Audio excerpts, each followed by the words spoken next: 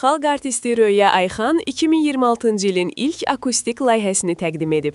Olay yazır ki, sənətçi sevilən hitlərindən olan Aldatma mahnısını Türkiyədə səs yazma studiyasında Sezgin Təllaoğlu'nun musiqi rəhbəri olduğu orkestrin müşayiəti ilə akustik janrda ifa edib. Mahnının söz və musiqisi Laylə Məmmədovaya aiddir.